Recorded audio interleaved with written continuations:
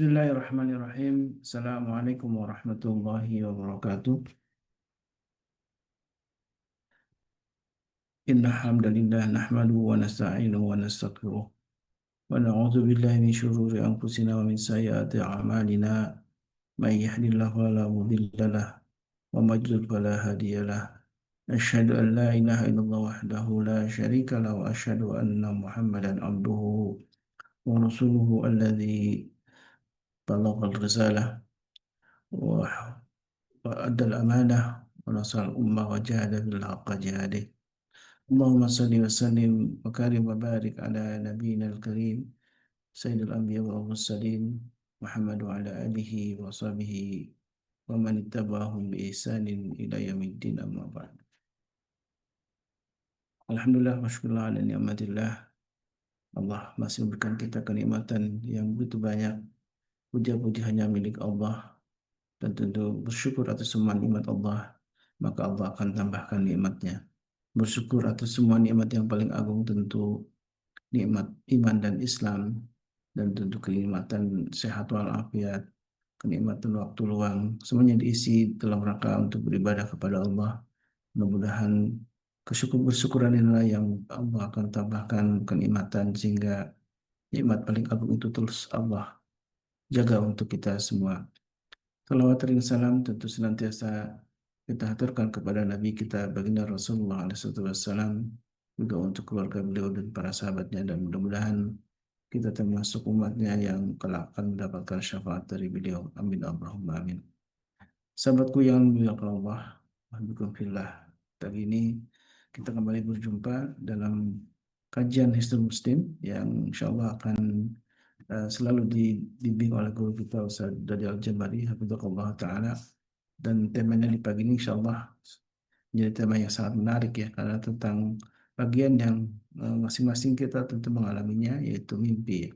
Dan mimpi menjadi bagian yang disebutkan oleh Rasulullah SAW, bahkan termasuk minan nubuwah, dari kenabian. Tentu ada banyak juga mimpi, jenis-jenis mimpi yang kita akan pelajari bersama guru kita Ustaz Dadi Al-Jabari. Ketika Rasulullah bermimpi, dan mimpinya adalah tentu mimpi yang benar, Ariyus Salihah itu memang bagian dari mimpi kenabian. Tentu bagi kita juga ada mimpi-mimpi yang sungguh menjadi petunjuk dari Allah Subhanahu wa taala, dan seringkali kita tidak sadar betapa ada banyak petunjuk Allah, salah satunya melalui mimpi. Dan bagaimana mimpi ini menjadi mimpi yang soleh, mimpi yang benar, sodik, tentu bagian yang harus kita pahami, karena ada juga bagian dari mimpi kita yang kita rasakan jadi mimpi yang menakutkan, mimpi yang juga ada banyak pertanda ya.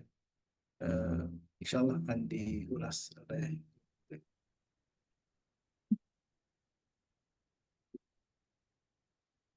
Baik, sahabatku yang bukan Allah, sambil tadi ada yang lewatnya pesawat, jadi barangkali mohon maaf kalau suaranya cukup ganggu ya.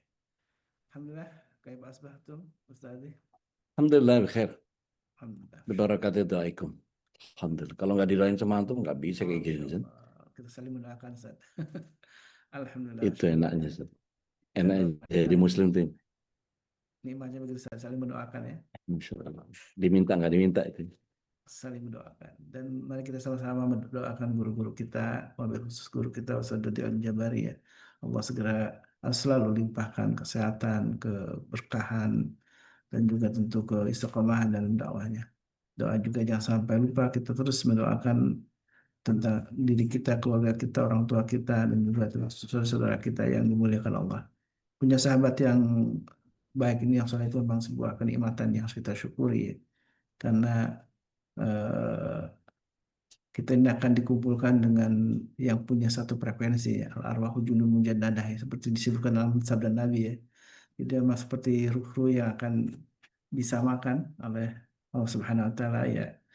Mudah-mudahan dengan kita hadir di masjid ini sebagai sebuah indikasi betapa kita sama-sama punya niatan untuk menjadi lebih baik dengan menuntut ilmu dari para guru kita. Nah, sebuah amalan soleh, dan Allah Subhanahu wa taala terima amal ini dan terus lipat gandakan pahalanya untuk kita. Dan tentu yang paling penting adalah kita istiqomahkan Baik, alhamdulillah, syukurlah, guru kita tentang tafsir mimpi ini memang sangat menarik sekali ya. Banyak orang sangat ingin tahu apa sebenarnya ketika kita mimpi, ada pertanda apa itu ya. Maupun baik maupun buruk ini menjadi sebuah ingin tahuan kita gitu ya. Walaupun kadang-kadang seringkali mimpi ini memang nggak jelas tuh ya. Jadi karena kenapa mimpi ini seringkali kita lupa jadi apa yang dimimpikan, tapi efeknya terasa gitu. Terasa hanya kesedihan gitu ya, tapi tidak sampai jelas bagaimana rincian mimpi itu gitu ya. Dan bagaimana mimpi-mimpi para nabi atau orang soleh ini yang insya Allah juga di bagian yang harus kita ketahui. Mudah-mudahan kita termasuk orang-orang yang Allah berkahi dengan petunjuk dari Allah, salah satu melalui mimpi. Baik, saya persilakan kepada Gurunda Saudara Jabari, Walitul Masykur. Baik, syukran. Jazakumullahu khair. Ta'ala fi kuliahatikum ya Ustazi. Amin, amin. Bismillah.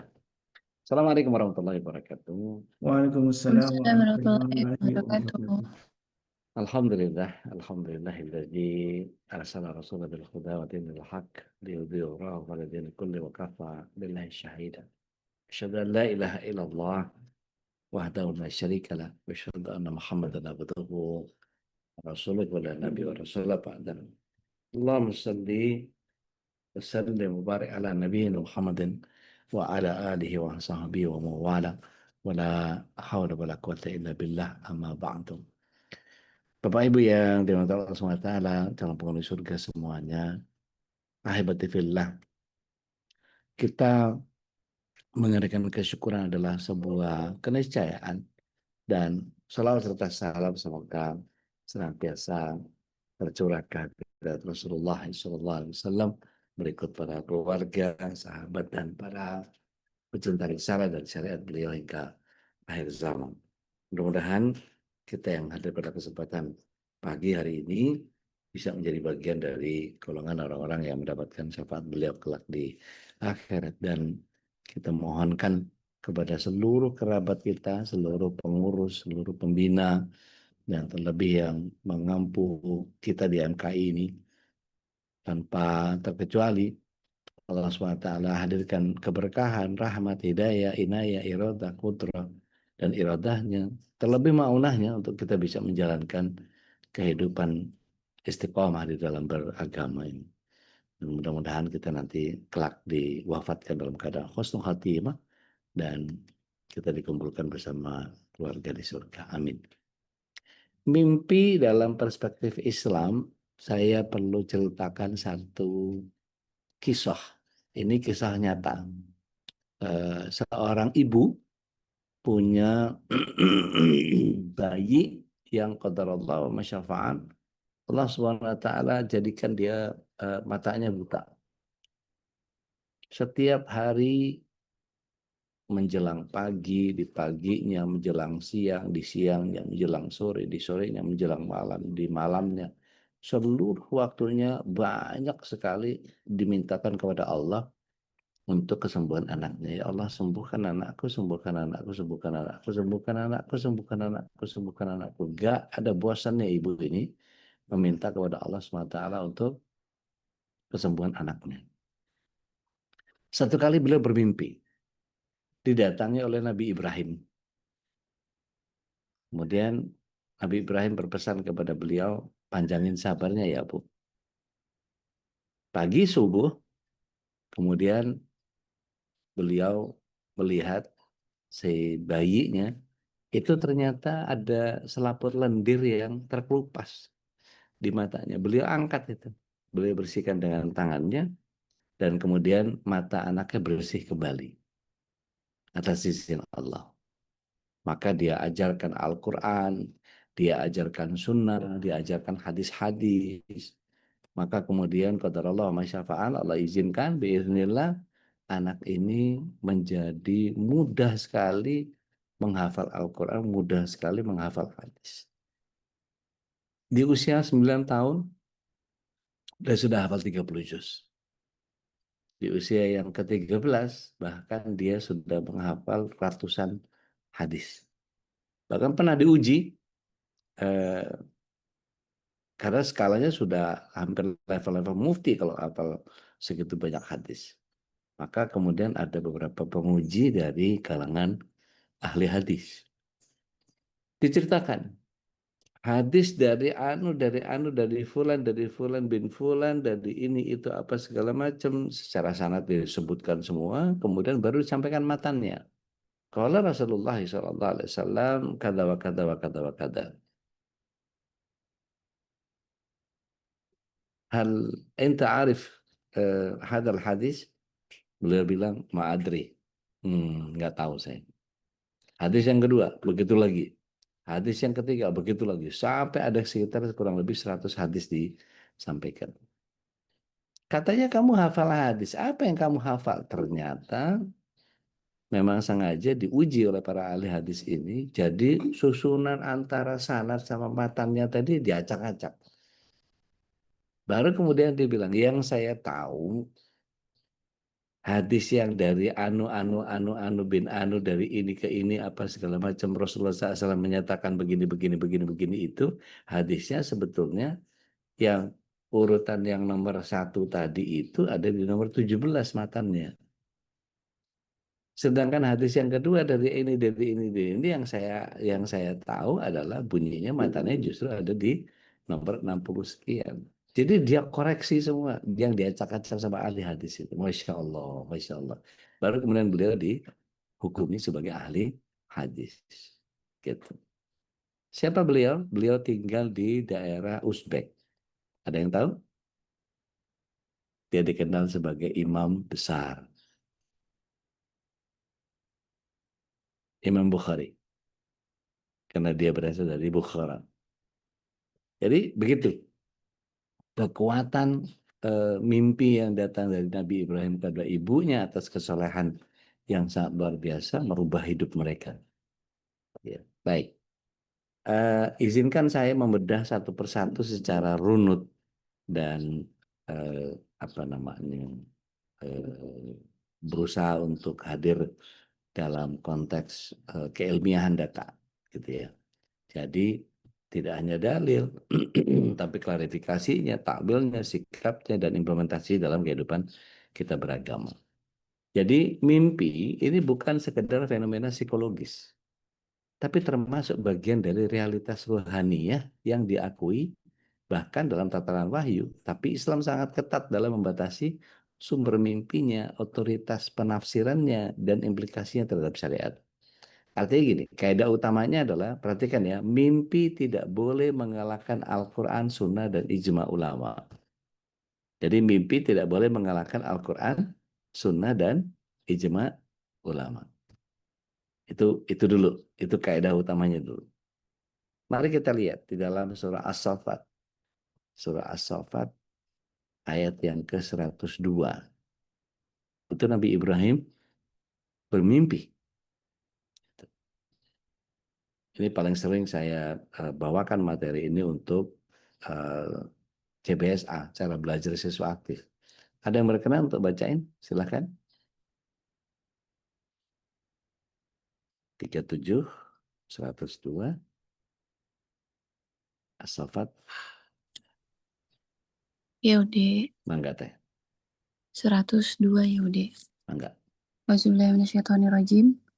Maka ketika anak itu sampai pada umur sanggup berusaha bersamanya, Ibrahim berkata, "Wahai anakku, sesungguhnya aku bermimpi bahwa aku menyembelihmu, maka pikirkanlah bagaimana pendapatmu." Dia Ismail menjawab, "Wahai ayahku, lakukanlah apa yang diperintahkan Allah kepadamu. Insya Allah engkau akan mendapatiku termasuk orang yang sabar." Insya Allah. Insya Allah. Jadi gara-gara mimpi seorang nabi bisa menyembelih anaknya. Nah, pelajaran yang penting buat kita adalah mari kita tinggalkan dulu apa yang kita pahami sekarang dengan mimpi para nabi. Mimpi para nabi adalah wahyu. Sekarang masih ada nabi nggak? Nggak ada. Berarti mimpi masih berlaku nggak? Nggak.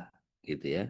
Jadi tidak ada pembaharuan syariat. Begitu nabi selesai, terakhir Rasulullah SAW, maka tidak ada lagi pembaharuan syariat. Jadi nggak usah ngadi-ngadi gitu ya. Kemudian tidak bisa disamakan dengan mimpi manusia biasa. Jadi menjadi dasar bahwa mimpi bisa bernilai benar, tapi tidak otomatis mengikat semua orang. Hanya khusus para nabi. Gitu ya, itu dulu. Mari kita lihat mimpi Nabi Yusuf alaihissalam. Surat Yusuf, surat 12 ayat yang keempat. Ada yang mau baca? Habis itu nanti 43 sama 49. Silakan. Kalau ada yang sudah ketemu. Surat 12 ayat yang keempat.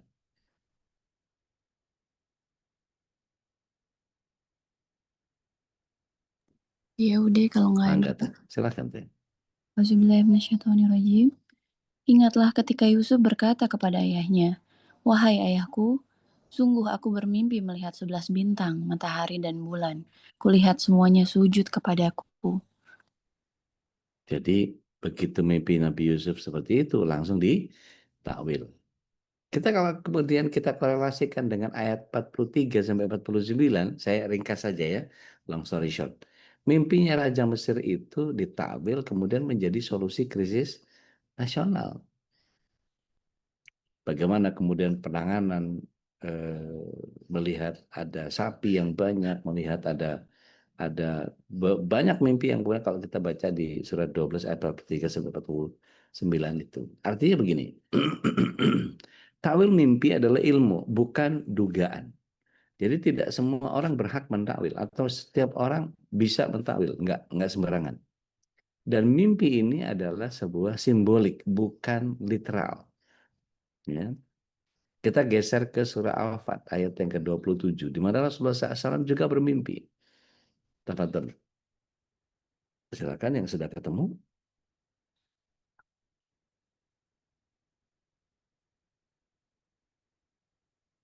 Surah Al-Fat ayat yang ke-27.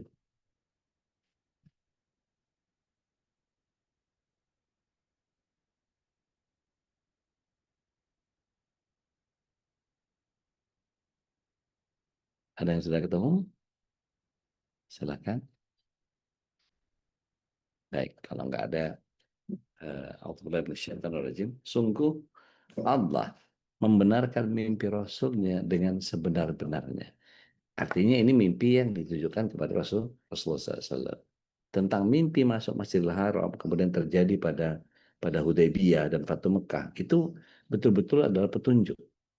Tapi sekali lagi, mimpi itu terjadi di zaman Rasulullah SAW sebelum menegakkan syariat. Jadi sekarang sudah tidak bisa lagi sebagai sebuah patokan, gitu ya. Nah, kemudian mari kita lihat ada beberapa hadis yang sahih tentang mimpi ini. Jadi pembagian mimpi ini hadis yang paling mendasar, paling fundamental. Rasulullah SAW menyatakan mimpi ada tiga. Mimpi ada tiga. Ru'yah soleha dari Allah. Kemudian ada mimpi dari setan. Ada mimpi dari pikirannya sendiri. Ini hadisnya Bukhari Muslim. Ini fondasi seluruh fikih mimpi. Nah, mari kita lihat mimpi yang baik, ru'yah salihah, ini berasal dari Allah. Yang hadis Bukhari menyatakan seperti itu. Cirinya apa? Menenangkan, jelas, tidak bertentangan dengan syariat. Sering terjadi pada orang soleh. Yang tadi ibunya Imam Bukhari, gitu ya, terjadi di Uzbek. Gitu. Nah, kemudian mari kita lihat ada mimpi yang kedua. Mimpi yang kedua ini mimpi yang terjadi karena angan-angan manusia. Misalnya ada sebagian teman-teman kita senang dengan perhiasan, gitu ya. Begitu lihat, wah cincinnya baru, gelangnya baru, apalah segala macam, gitu ya. Emas lagi turun harganya, kita beli emas yuk, gitu. Habis itu malamnya ngimpi. Mimpinya apa? Mimpi pakai gelang emas segede ban Vespa misalnya. Maka mimpi ini adalah mimpi yang datang dari angan-angan manusia yang sifatnya lebih kepada psikologis, ya, yang sifatnya lebih kepada bagian yang menjadi tidak bisa ditakwil, gitu ya. Nah, ada yang ketiga, ini mimpi yang buruk yang datang dari setan. Maka Rasulullah SAW dalam hadis riwayat Muslim mengatur, jika salah seorang dari kalian melihat mimpi yang tidak disukai, hendaklah ia meniupkan ludah ke kiri 3 kali dan ta'awuz. A'udzubillahi minasyaitonirrajim. Itu sambil meludah, meniupkan ludah ke kiri dan usahakan posisinya tidak tidak melungkup atau miring kiri.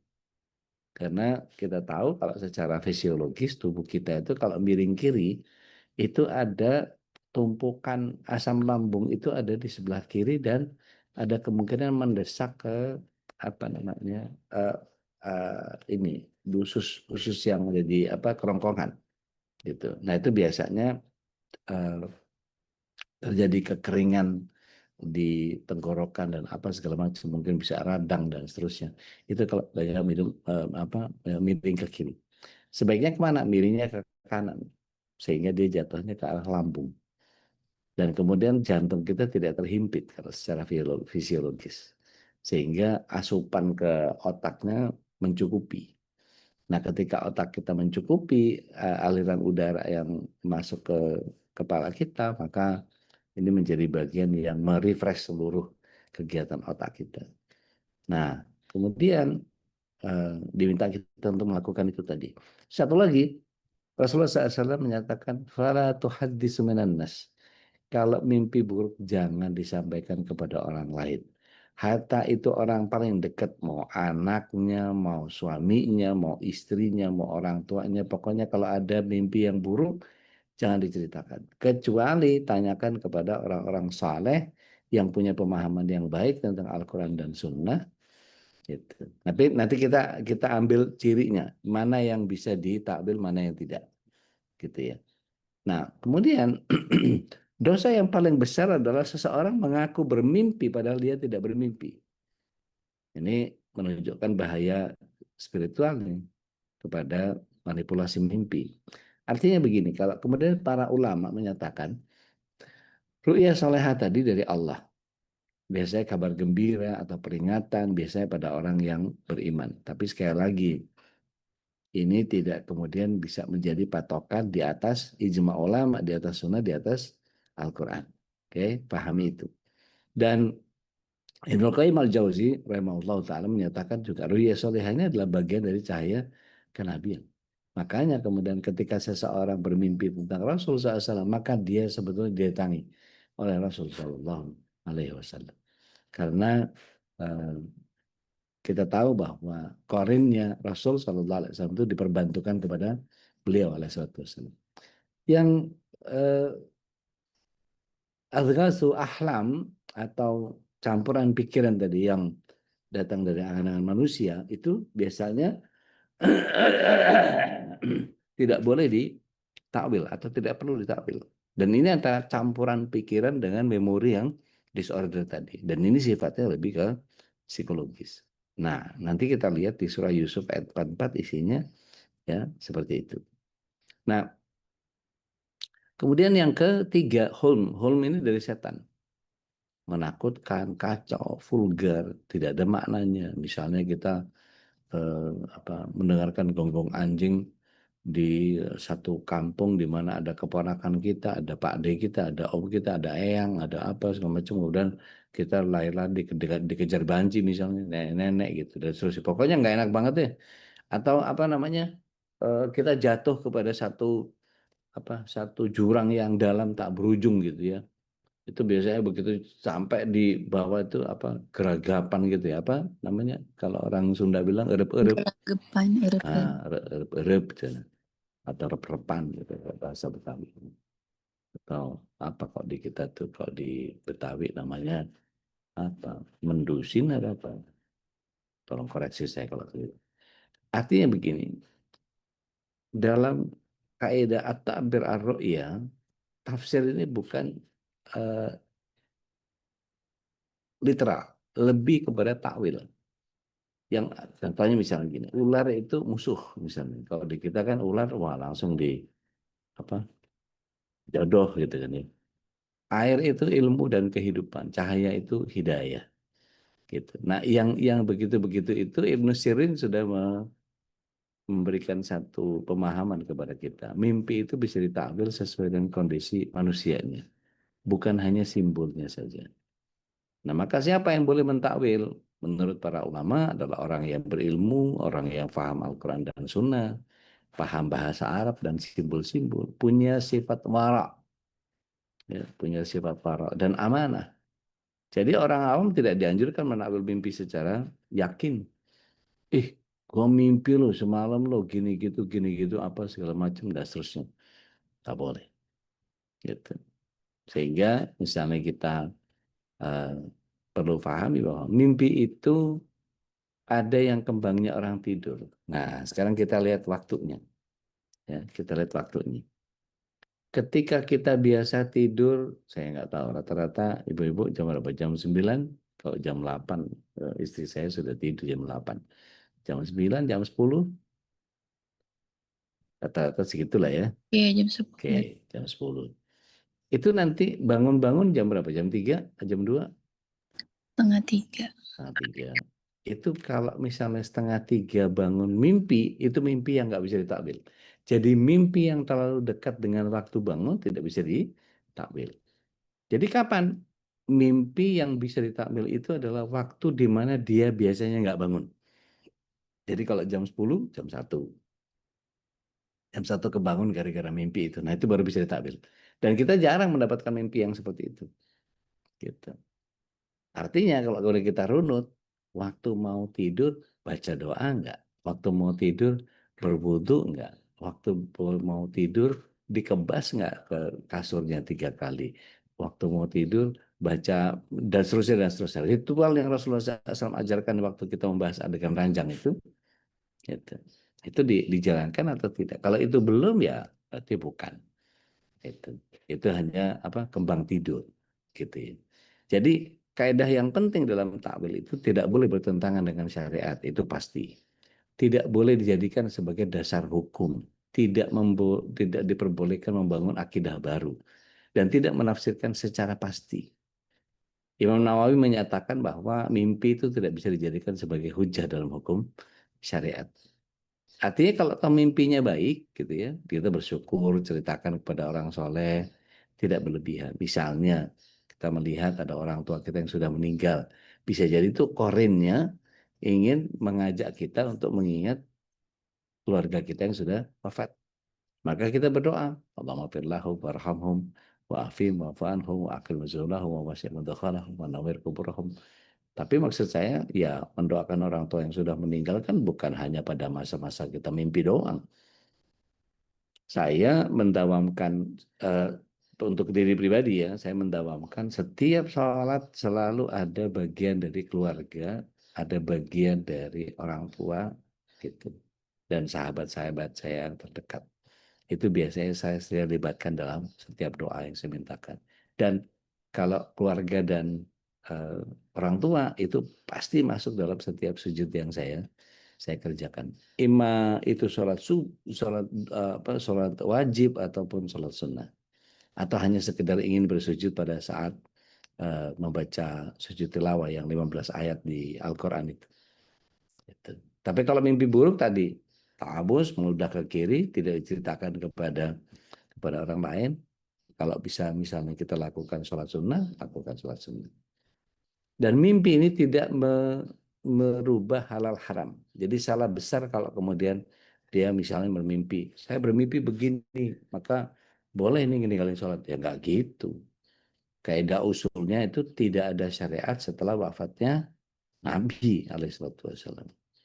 Jadi mimpi ini sebagai apa? Mimpi ini sebagai motivasi taubat, penguat iman, peningkatan ketakwaan, peringatan pribadi. Bukan dalil hukum, bukan legitimasi kesesatan. Maka kalau ada orang, oh saya ngimpi gini makanya saya masuk Kristen, ya disesatkan sama Allah. Itu. Oh saya mimpi gini-gini gitu-gitu apa segala macam, lihat jamnya. Itu. Jadi Imam Malik menyatakan bahwa apakah setiap orang yang bermimpi layak diikuti? Agama ini bukan dibangun atas mimpi, tapi dibangun atas dalil. Bahkan Imam Syafi'i juga menyatakan jika seseorang melihat Nabi dalam mimpi alaihissalam, maka yang dilihat itu adalah benar-benar Nabi. Tapi tidak boleh menyelisih sunnah yang sudah ada. Jadi orang yang bisa mimpi bertemu Rasulullah SAW itu dua kelompok. Yang pertama, yang pernah bertemu dengan Rasulullah SAW, yaitu para sahabat yang cuma 200.000 itu, atau orang yang pernah membaca kitab Syama'il Muhammadiyah.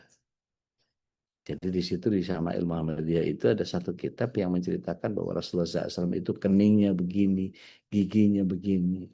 alisnya begini, keningnya begini, jenggotnya, rambutnya, apa semua. Ciri fisiknya disebut dalam kitab itu. Maka yang begitu dia akan ketemu sama Rasulullah SAW dalam konteks yang benar, maka dia sejatinya betul-betul melihat Rasulullah SAW dalam bentuk korin. Gitu. Ibnu Taimiyah rahimahullah taala menyatakan bahwa mimpi bisa benar, bisa dusta. Maka harus ditimbang dengan Al-Qur'an dan Sunnah. Rujukannya harus kembali ke semua ke sana. Dan Imam Al-Ghazali juga menyatakan bahwa mimpi adalah jendela roh, tapi juga jendela pintu hukum. Nah, yang banyak di kita penyimpangan di dalam mimpi ini adalah mengklaim wahyu baru. Akhirnya muncul nabi-nabi palsu, menghalalkan yang haram, merasa paling benar, dan untuk menipu umat. Akhirnya apa? Banyak aliran sesat yang bermula dari mimpi yang dipertuhankan. Waliyadzubillah ya. Jadi posisi ideal mimpi dalam Islam itu kalau di dalam manhaj kita, manhaj Ahlussunnah wal Jamaah, mimpi diakui, tapi dibatasi. Ditimbang dengan dalil, tidak diagungkan, tidak diingkari, karena mimpi adalah karunia, bukan komando.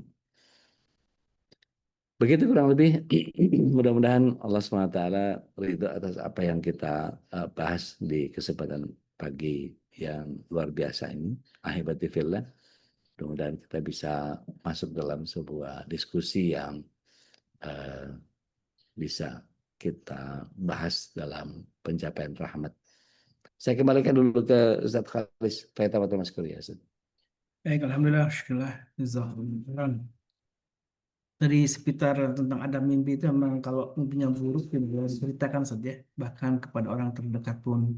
Dan dalam sabda Nabi saya baca memang ketika mimpi yang tidak menyenangkan itu maka sholatlah ya, maka Ya, di salat sunnah. jadi tadi selain memang adanya ketika memang ini ada gangguan setan untuk udah ya ke kiri gitu ya, dengan bukan udah yang ada aib yang ini ya, dengan hanya sebagai Meniupkan ludah. mengusir gitu ya, Isyarah. isyarat Ya, gitu untuk mengusir. Kemudian penghinaan. ta'awud dan juga tadi disuruh selain Berubah posisi. diceritakan juga sholatlah kata Rasulullah SAW. Nah, Baik, Teh Nadia sudah resen. mangga teh. Assalamualaikum warahmatullahi wabarakatuh. Waalaikumsalam warahmatullahi wabarakatuh. Udah, kan Ya, lebih dari 80% wanita yang saya kenal, kalau mereka mimpi orang yang meninggal, atau orang yang udah meninggal, orang yang mereka sayangin, itu rata-rata terpengaruh gitu, Dek. Ke bawah terus gitu. Terus ini begini-begini gitu. Pokoknya apapun isi mimpinya, baik atau buruk, itu kayak ke bawah suasana gitu. Gimana tuh, Dek, menyikapinya? baik. Dr. Nun, Assalamualaikum. Baik. Bismillah. Salatu wassalamu ala Rasulillah sawang sunnah. Jadi balik lagi, ketika syariat harus didudukkan di atas takwil-takwil mimpi yang tadi, kita harus pahami bahwa akidah kita itu dibangun atas dalil. Akidah kita itu dibangun atas hujah sunnah.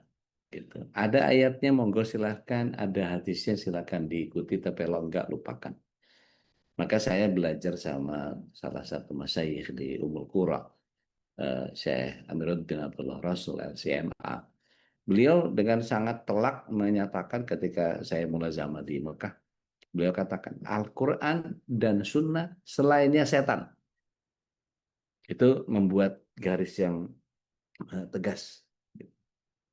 Al-Quran dan Sunnah selainnya setan. Karena tidak ada yang selamat dengan kondisi di mana kita mengucapkan sesuatu, menuturkan sesuatu, mengharikan sesuatu tanpa infiltrasi dari setan. Gitu. Maka yang begitu kita dudukkan posisi kita. Menganggap apa terhadap Al-Quran? Menganggap apa terhadap Sunnah? Sudahkah Al-Quran dan Sunnah dijunjung sebagai sebuah bagian yang kita kedepankan di atas segalanya? Gitu. Balikin lagi ke surat 4 ayat 59, punten. Berkenan baca isinya? Surat Iya, 4 Dek. ayat 59, mangga. 59. A'udzubillahi minasyaitonir rajim. Ya ayyuhalladzina amanu atiullah wa atiur rasul wa ulil amri minkum. Fa in tanaza'tum fi syai'in farudduhu ila Allah wa rasuli. Di sini kuncinya. Fa in tanaza'tum fi syai'in farudduhu ila Allah wa rasulih. In kuntum tu'minuna billahi wal yawmal akhir, dzalika khairu wa ahsanu ta'wila. Tarjim teh. Auzubillahiminasyaitonirrajim. Wahai orang-orang yang beriman, taatilah Allah dan taatilah Rasul Muhammad dan ulil amri pemegang kekuasaan di antara kamu. Kemudian jika kamu berbeda pendapat tentang sesuatu, maka kembalikanlah kepada Allah atau Al-Quran dan Rasul sunnahnya. Jika kamu beriman kepada Allah dan hari kemudian, yang demikian itu lebih utama bagimu dan lebih baik akibatnya. Nah, gitu. Jadi kembalikan kalau ada perbedaan pendapat, balikin dulu. Ada nggak ayatnya? Ada nggak hadisnya? Balik lagi ke situ. Seketat itu? Iya, kalau mau selamat. Karena kata Rasulullah SAW, taraktu fikum amrayn in tasaktum bihima lan tadullu abada. Dua warisan yang aku tinggalkan kepada kalian yang ketika kalian berpegang teguh kepadanya, maka kalian tidak akan pernah sesat selama-lamanya. Apa itu? Kitab Allah wa Rasulih. Begitu teh, punten. Wallahu a'lam. Ya udah, jazakallah khairan. Bekal dari barakallah. Yang lain mah enggak, silakan. Bu Sulfia, Silakan. tadian, mangga. Saya dulu boleh, Bu Mangga, Sulfia? mangga teh. Ya, Assalamualaikum warahmatullahi Bu Sulfia wabarakatuh. kayak ragu-ragu. Waalaikumsalam. Ude, kalau ada yang bilang ke aku kalau kita mimpi orang yang meninggal, yang udah meninggal gitu, terus kita mimpiin, terus mereka tuh dalam keadaan baik gitu, maksudnya kayak sehat, bersih gitu, itu tandanya mereka senang gitu di sana. Tapi kalau umpama mereka sakit atau disiksa atau keadaannya kondisinya kayak lusuh atau apa gitu, itu tandanya mereka di sana nggak bagus gitu keadaannya. Terus yang kedua udah kalau umpama mimpi terus mimpi buruk terus kita sholatnya itu niatnya sholat apa udah gitu aja. Baik. Dan Baik, bismillah. Salatu wassalamu ala rasulillah. La syukra ala macam. Ketika mimpi orang yang sedang bergembira atau sedang nyaman dan seterusnya. Ada satu kisah, ini berasal dari kisah nyata. Seorang masyayikh, beliau bermimpi. Kemudian di dalam mimpi itu melihat ada sepasang bapak ibu yang kemudian menatap dari jauh kerumunan orang-orang yang berebut makanan. Dan mereka lusuh berdua itu. Lusuh, compang-camping, mukanya capek gitu, lelah. Kemudian dia hanya melihat saja orang yang ngerubungin kayak ada sesuatu yang direzekikan gitu dari atas. Itu kerebutan gitu dan dia nggak dapat. Atau tepatnya tidak berusaha untuk cari mana bagian saya. Kemudian disamperin sama si masyayikh ini. Bapak Ibu, kenapa kok nggak ikut ngambil? Nggak ada jatah kami. Anak kami terlalu sibuk sama dunianya. Anak kami itu sekarang itu sibuk sama pekerjaannya, sama dunianya. Emang anaknya di mana? Dikasih tahu, tinggalnya di sini, di sini, di sini, di sini. Kemudian qadarullah wa masyafa'al, si Syekh ini mencoba mencari mimpi itu dan kemudian ketemu sama yang dimaksud. Maka dia hampiri si pedagang yang sukses ini. Assalamualaikum, waalaikumsalam. Kira-kira dalam pembicaraan singkatnya gitu. Betul, antum punya orang tua sudah meninggal. Betul. Ciri-ciri bapaknya begini, ciri-ciri ibunya begini. Betul. Kok Anda tahu? Ada siapa? Saya bermimpi beliau ngerayah apa namanya tuh, nggak berhasil untuk mengais-ngais sisa-sisa yang dibagikan di alam mereka. Anda rupanya nggak pernah mendoakan orang tua ya. Itu nangis kejer dia. Saya terlalu sibuk, saya sibuk sama dunia saya. Saya janji, saya mau selalu senantiasa untuk mendoakan orang tua saya. Setelah itu dia keluarkan hartanya, dia wakafkan untuk atas nama orang tuanya, dia lakukan sholat taubat, dia lakukan, pokoknya diikhtiarkan semua ibadahnya berkait dengan apa yang terjadi dengan mimpi itu.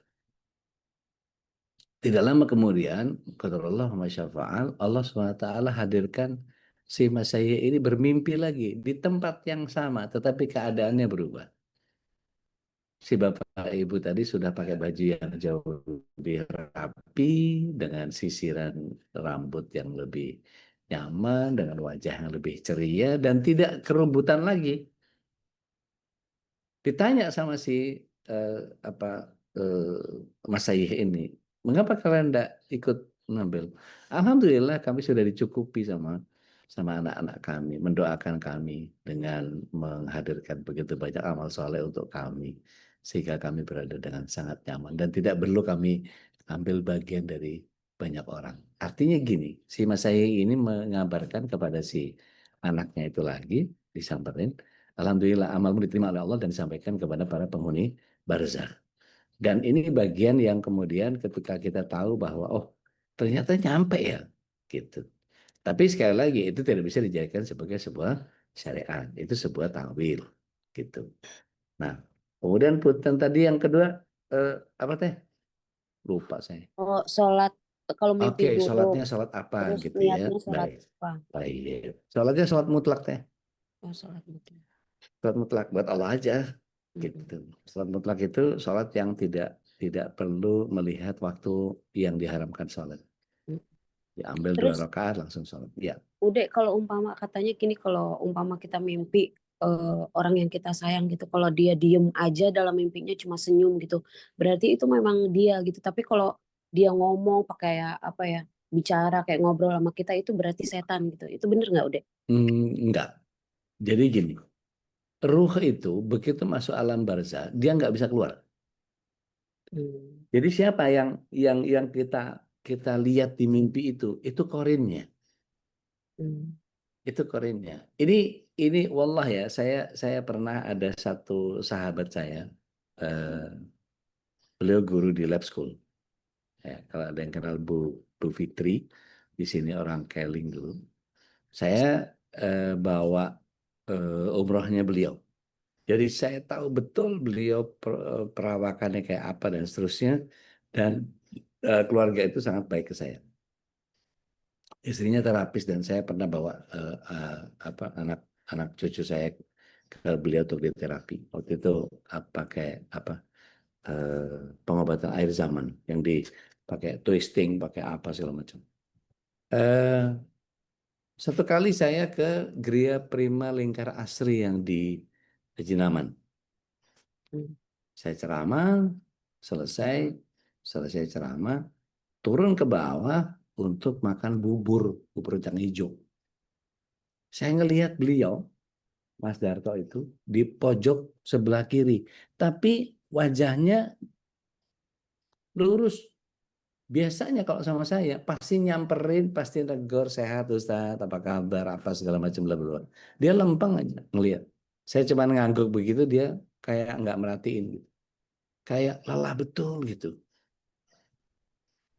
Terus selesai sarapan, saya cari.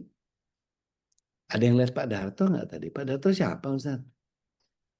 Gak ada yang lihat Pak Darto ya? Nggak ada. Saya lihat di pojokan dia. Yakin, aku yakin saya. Jadi bukan mimpi itu. Saya betul-betul ketemu sama beliau seolah-olah gitu ya. Ternyata jin korinnya. Saya langsung kontak ke Mbak Fitrinya. Mbak, Mas Darto apa kabar? Ya Allah Ustadz, dari bulan November udah nggak ada. Aku lupa ngabarin. Coba.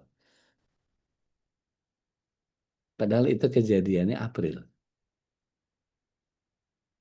Jadi itu langsung merinding aku semua. Ih, ya Allah, aku ngelihat wujudnya bener-bener wujud, wujud bener-bener wujud. Jin korin yang ngasih tahu. Nah, yang begitu-begitu itu bagian yang kemudian bukan dari kehendak kita. Ya itu memang Allah hadirkan begitu sehingga saya nyambung silaturahim sama istrinya. Karena istrinya sama anak-anak itu deket banget. Kalau lagi panen mangga gitu, Ustaz lagi banyak mangga nih ke rumah.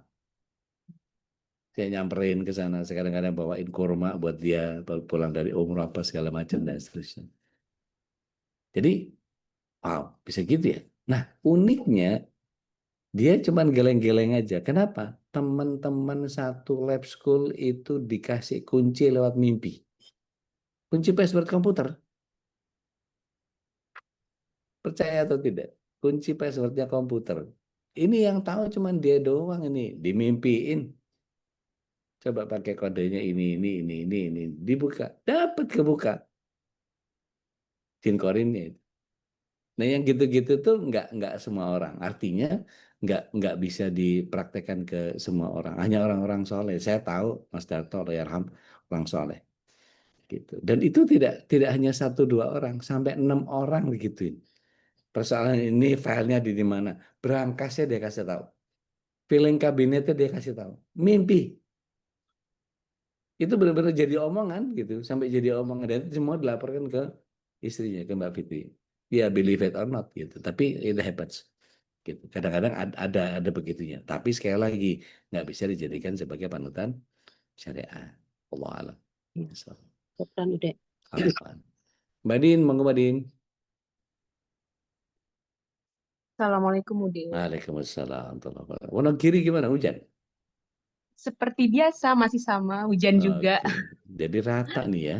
Masih Luar ngericih. biasa. Sama Udah ya 2 hari, kemana-mana berarti 3 ya. hari ini terus-terusan udah. Ini saya berasa kayak di Eropa nih, terus-terusan pakai Masya Allah. overcoat Jadi ini. nggak usah ke Eropa ya Ude, di Bekasi aja. Rano sangune. Minta sama Gimana Mbak Allah. Din? Amin ya Rab. Gimana Mbak Din? Oke Ude, karena ngebahas mimpi, Kodullah tuh entah kenapa ya, Dina tuh kalau ada mau something happen ke diri Dina pribadi gitu, apapun itu, terutama yang sadness ya Ude, itu hampir selalu Dina itu dimimpiin karena 5 tahun ini ayah udah nggak ada, jadi ayah. Udah kan tahu cerita Dina yang terakhir Iya. ini gitu ya. Ya, Kalau dulu sebelum yang Dina check up yang akhirnya ketahuan itu tuh, Dina tuh 3 hari berturut-turut dimimpiin ayah. Dan Masya itu Allah. happy banget mimpinya itu yang karena emang kita dulu suka traveling gitu ya sama anak-anak Ya. sama ayahnya gitu ya. Itu bener-bener 3 hari berturut-turut itu dimimpiin happy gitu. Masya Malah Allah. justru saya kalau dimimpiin seperti itu tuh sayanya kepikiran. Karena udah nggak, itu bukan sekali 2 kali gitu, hampir sering gitu. Maksudnya, oh, apa ya, mau ada apa ya gitu. Jadi saya mikir gitu. Itu yang ya akhirnya Kodrullah yang kemarin itu. Ya. Akhirnya kejadian itu gitu. Terus Kodrullah kayak kemarin juga Ustadz kemarin kan jadwal Dina ambil PA ya, hasil operasi yang terakhir kemarin gitu. Ya. Itu sebelumnya sama, tapi yang mimpiin bukan ayah lagi, tapi bule-bule ini udah adiknya ibu yang saya tinggal di Jakarta, udah kayak ibu Dina sendiri gitu. Ya. Beliau juga udah berpulang dan di mimpi itu juga sama, happy banget gitu. Maksudnya di mimpi itu kita makan, kita jalan gitu-gitu yang happy lah gitu. Ya. Dan Kodullah gitu. Ternyata bad news udah. Ternyata hasil dari dokter lebih jelek yang perkiraan. Jadi Kodullah udah grade 3 gitu. Jadi gini Mbak, perlu diingat bahwa kebaikan versi kita sama kebaikan versi Allah itu kan harus ditwist ya plotnya ya. Iya betul. Jadi yang baik buat kita bisa jadi belum tentu baik buat kita, tapi yang baik buat Allah belum tentu juga baik buat kita. Kita nganggapnya gitu. Kalau di surat 2 ayat 216 begitu kan? Oh gitu. Ya. Nah, nanti sambil saya cari ya Ude.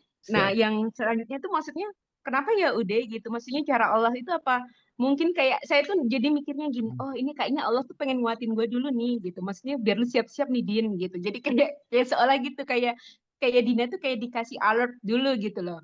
Tiap tapi bukannya maksudnya ucapan doa atau perang sangka itu kejadian ya, tapi karena memang karena sering terjadinya seperti itu, jadi saya tuh udah langsung pokoknya kalau ada yang dimimpiin orang yang sudah nggak ada yang memang kita sayang, itu jadi udahlah ini bersiap nih harus ngencengin doa lagi nih sama Allah, harus ngencengin amalan sunnah lagi nih sama Allah gitu. Jadi once itu kedapet ke Dina tuh kayak ya alhamdulillah gitu ya, walaupun tetap ada fase down-nya pasti ada ya gitu, fitrah gitu Ya. maksudnya. Tapi ya alhamdulillah cepet bangkitnya gitu loh Ude gitu. Jadi kayak udah langsung, oh ya loh Din, ini udah tauhid, ini bener-bener loh dari Allah, ini tanda sayangnya Allah, semoga ini bukan azab dari Allah kayak gitu.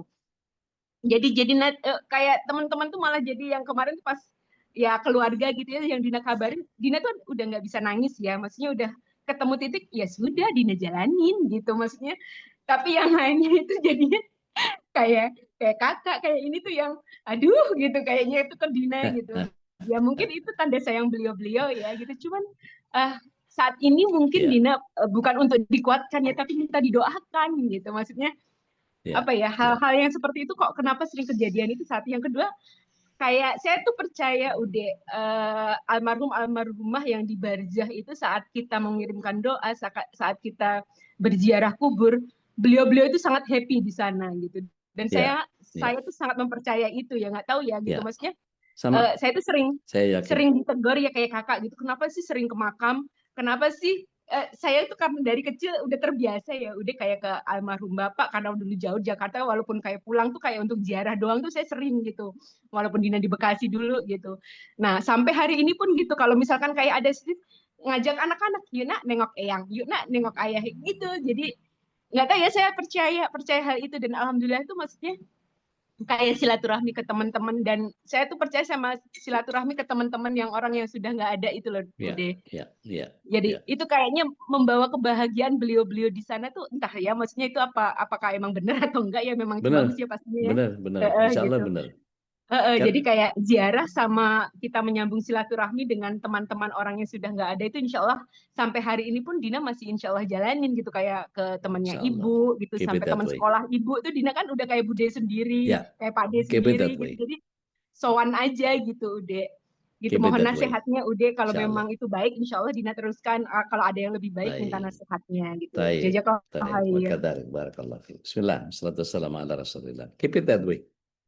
Karena memang itu bagian yang sangat luar biasa. Dan itu tuntunan sunnah Rasulullah SAW menyatakan bahwa sambung silaturahim dengan kerabat orang-orang yang hendak meninggalkan kita. Saya sampai sekarang sama sepupu-sepupu sama Pak D, meskipun mereka udah nggak inget saya, iki siapa gitu. Ya saya sampaikan saya putranya Pak Pomo, putranya Bu Titi. Singin dia gitu, seru itu. Jadi berusaha untuk sabar, itu percuma juga gue datang. Enggak.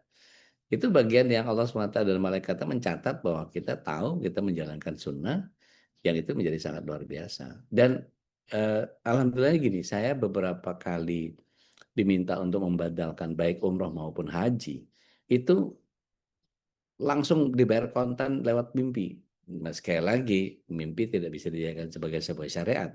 Itu hanya simbol-simbol yang kemudian kan nggak ada yang kebetulan ya.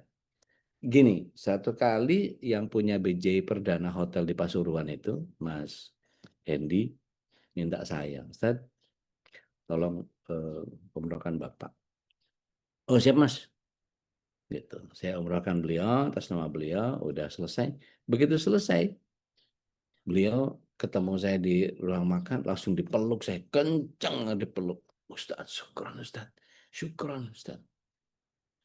Iya, biasa aja lah gitu, ngapain sih gitu ya. Udah, terima kasih Ustaz, udah cukup gitu. Syukran Ustaz, syukran. Dipeluk sampai nangis. Saya tenangin beliau dengan pelukan saya perhangat, saya peluk lagi, saya belai punggungnya. Iya, nggak apa-apa, nggak apa-apa. Dia bilang, Bapak datang, Bapak seneng, Bapak kelihatan pakai ihram, dan Bapak seneng sambil senyum ngelihat saya. Artinya, ya kita berhusnuzon saja, mudah-mudahan umrohnya diterima dan pahalanya nyampe ke mereka di barzah, gitu kan ya. Satu itu. Yang kedua haji. Haji itu saya punya sahabat namanya Mbak Dinarianti di Bogor. Mbak Iting tahu, kenal. Kita sering makan bareng. Di Bintaro. Itu beliau pernah minta saya untuk batal hajikan bapaknya. Itu juga sama. Selesai saya batal haji, terakhir saya WhatsApp ke beliau. Saya sampaikan bahwa ritual hajinya sudah selesai. Nangis beliau. Bapak datang. Aku mimpi bapak itu pakai ihram, sementara Ude pakai baju putih-putih, bapak cuma senyum. Tapi Ude diam aja, nggak ngomong apa-apa, cuma ngelihat aja. Bapak tuh senyum, pakai ihram dibuka pundak sebelah kanan, dan dia senyum ngelihat aku. Mudah-mudahan lo terima ya dek. Ya saya nggak tahu apa maknanya gitu. Saya bukan orang soleh yang bisa mentakwil mimpi.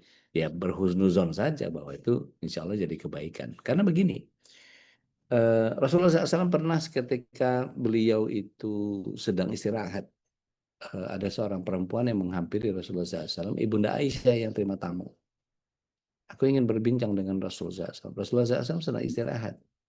Lalu dia sampaikan, aku bermimpi tiang rumahku, soko gurunya itu patah dan kemudian atapnya ambruk.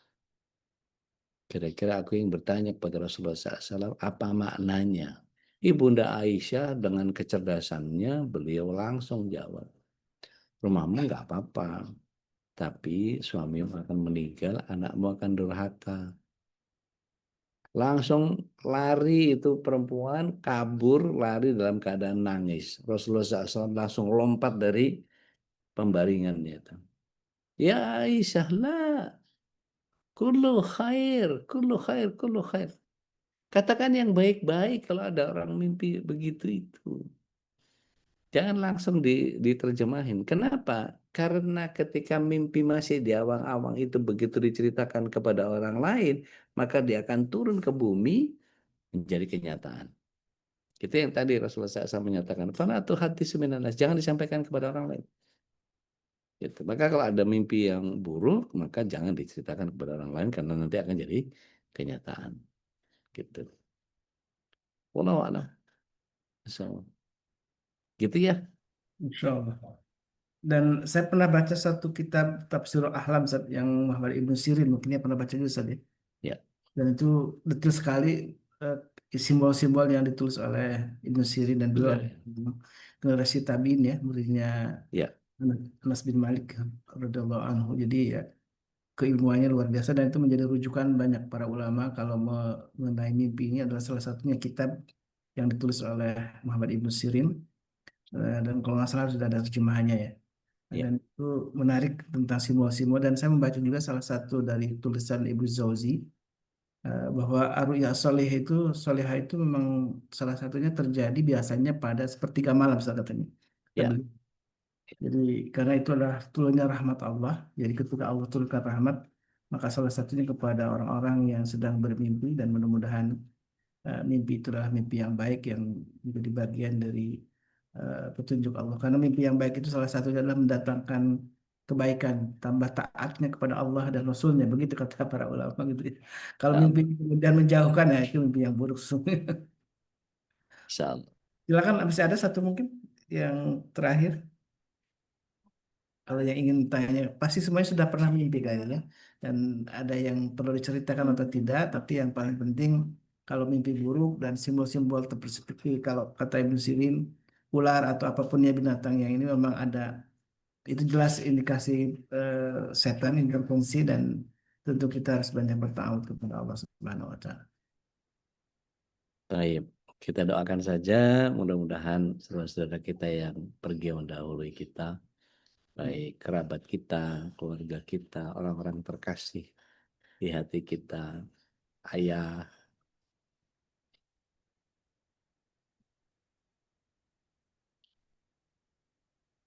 bunda, pasangan, siapapun. Dan saudara-saudara kita di Aceh yang wafat, saudara-saudara kita di Palestina yang wafat. Mudah-mudahan Allah SWT berikan kenikmatan kubur untuk mereka. Allahumma fir lahum warhamhum wa'afi wa'fu anhum wa'akrim nuzulahum wa wasi' madkhalahum wa nawwir kuburahum. Insyaallah. Baik, Amin. Ustaz, kita cukupkan sampai di sini, Ustaz.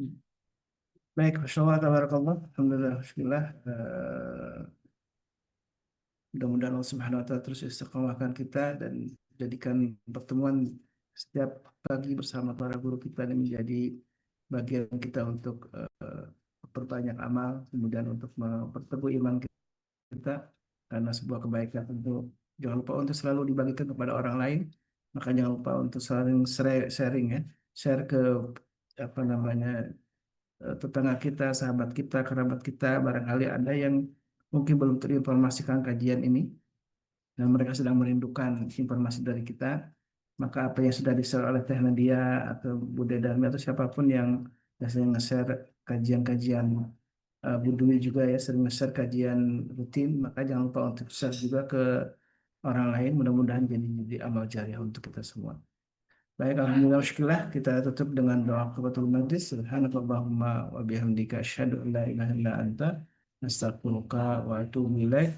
Mohon maaf kalau ada khilafan dari fikum hadawani wa iyyakum. Assalamualaikum warahmatullahi wabarakatuh. Waalaikumsalam warahmatullahi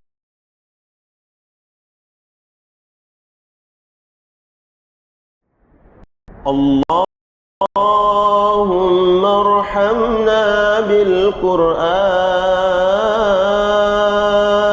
واجعله لنا إماما ونورا وهدى ورحمة. اللهم ذكرنا منه ما نسينا وعلمنا منه ما جهلنا وارزقنا تلاوته آناء الليل وأطراف النهار